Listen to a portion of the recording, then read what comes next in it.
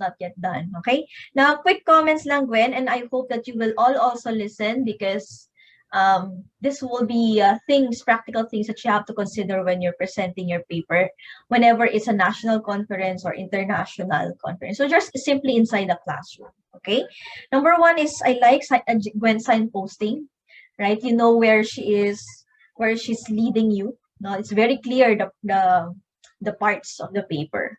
Okay, not only in the slides, but the way she speaks, no, the way she transitions from one slide to another is very clear. And I guess her training in debate helped her, no, to be clearer in transitioning from one point to another. Next is, of course, I admire the fluency. All right, very spontaneous way of explanation. The clarity of voice is also commendable.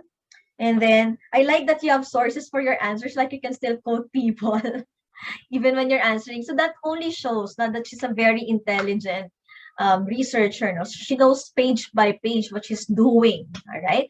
And again, you cannot feign that kind of scholarship. No? You have to show that by quoting people if you can, as much as possible.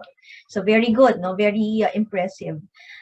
Another thing that's very impressive is that she can still smile even if she feels like she's running out of time, right? But she appears relaxed. But when you talk when it's as if you're not relaxed, no, because it's a little bit fast. So you have to relax along with your smile. Just relax. This is not debate, right? So you can take your time. You're not arguing with people, so it's okay to take your time. Just feel the vibe of your presentation. Okay, just enjoy the ride. And yeah, despite that, I know for sure Gwen is still nervous at this point, even if she's a master debater already. But the confidence is simply astounding for a young person like you. I think I had that confidence when I was already like 26 years old, not even mga 30 pa nga yata, no? So it's a great thing that students like you, even in Pisay, you've already been being groomed to be confident as early as 16, 17, 18, no? And yeah, confidence is something that's very unique to a person. And finally, unlike that, even if it's a humanities related study, you were able to show us how systematic it is, the graphs and all, right? Na quantitative can be also parts of a qualitative research, right? So we cannot always naman do away with numbers. It can also be at some point be needed, especially for content analysis, wherein you will be counting the frequency of occurrences of themes, diba? So in a way, Gwen was able to show us how to scientifically still do a qualitative research, right? Now, moving on, Gwen, just some points for improvement. And again, everybody should listen here. So number one, slow down speaking. You still have ample time, I tell you, okay? So maximize that to explain yourself clearly, even more clearly, because I think you have to pause in between sentences. Like yung mga periods, they're not too obvious. Okay? Parang wala kang period. Tuloy-tuloy, no? Parang mga debaters. Okay? So, yeah, please study that. Enjoy the vibe. Alright? So, calm yourself. Okay? Well, hindi yung parang susugod, no, sa laban. Hindi ganon. Kasi debate ganon. No? So, conference is just plain. No? It's cool dapat. Alright? So, just relax yourself. Number two is, I think, perhaps yung visual presentation ng ang awkward kasi kapag mag-circle graph ka. You're using a circle graph, tapos you only have one. Parang usually kasi circle graph is used for 6 or more elements. 3 or more elements pwede pa. Pero it's more advisable for many allocations. Pag maraming slices. Pag isa lang or dalawa, it looks so awkward. No? So you might want to find a different representation. Perhaps a table na lang for all, something like that. You don't have to show numbers naman for everything.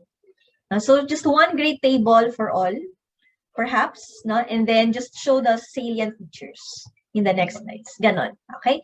You don't have, and I think it will also save you space. Though maganda siya, kaya lang kapag konti yung data, hindi siya magandang tignan. Alright, so yan. Practical tips yan for everyone. Circle graphs are supposed to be for 3 or more elements only. And then, yeah, pauses in between, okay? Para may emphasis din. And then, would you like to include the research questions also in the introduction part, parang the bridge between intro and your research questions. This is why I studied about. This is my major question. So that it doesn't have to be a long question, parang points lang. Bullet points about what did you tackle in your research. Parang this is the big question, these are the minor questions. Okay? References need not to be too many. Choose lang around, but what can be visible in a slide? You don't have to put everything. Okay? 5 or 7 of the most widely used dyan sa paper, okay na yun. Okay? And for everyone, don't say research studies, ha? That's redundant. So either research lang or study. Okay? Don't worry because it's a common mistake of Filipinos. All right? So all in all, great job for Gwen. Let's have a virtual clap for Gwen. Thank you so much, Gwen, for gracing us with your presence this Thursday morning. All right? And I hope that you all learned from Gwen and that you would also do well as she, and even better, no? Now that she already showed you what it's like. Okay? So in the 4th quarter pa naman. So you still have time to be like Gwen for 3 more quarters. Okay? Thank you, Gwen. You may leave already. I know you have a class in a while. So thank you so much once again. And I hope that we all wish you all the best for your presentation. And please submit on time on October 10. Okay? Thank you so much, Gwen. Bye-bye. Thank you so much. Thank you.